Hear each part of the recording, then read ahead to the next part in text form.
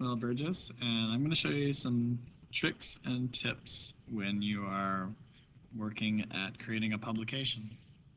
So I'm using Microsoft Publisher 2013. It actually doesn't matter what you're using.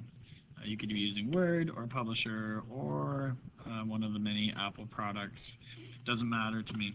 However, I recommend that when you are creating a publication, you don't just start typing it onto a page.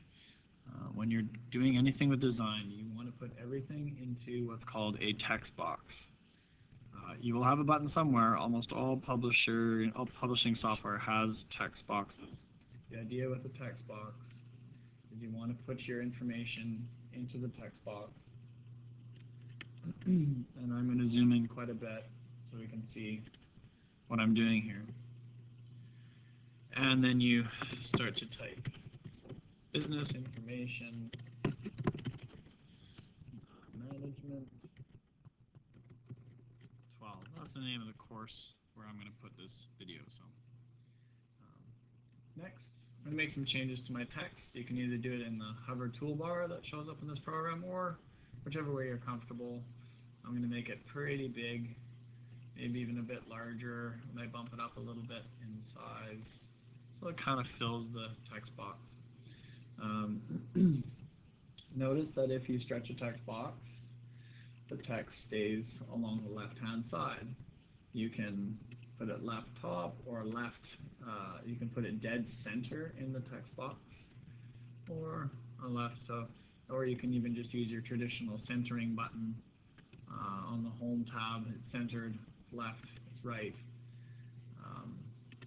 But it will center it within the text box. So how do you center something across a page? Well, make sure the text box stretches from side to side. You can use either the edges of your page, or you can use the edges. These blue lines on this program are called guidelines.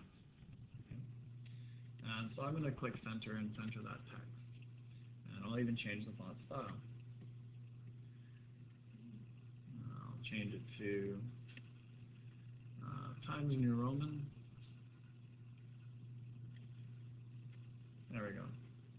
Now, in some of the publications, you're going to have a lot of repetition that you want to create, so you don't want to necessarily create it. I mean, you can draw a new text box, but that means you're going to have to change your font style and your font size and your position of your text.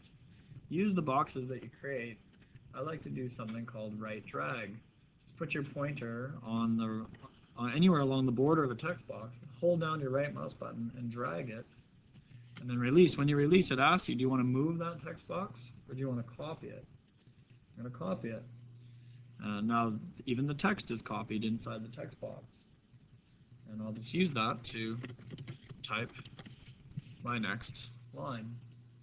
And continue doing the same thing. Just put your pointer on the side of the box, drag it down, save yourself some time. Copy the text boxes, highlight the materials inside, and type your name or whatever it is that you want to type.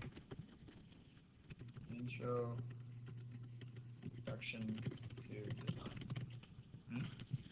So using the right drag method, copying the text boxes, positioning your text boxes will save you a lot of time. Don't draw more and more text boxes. Just copy them. Copy the text box. Put it on your page and then work from there. Thanks for watching. I hope you enjoyed. This is Mel Burgess.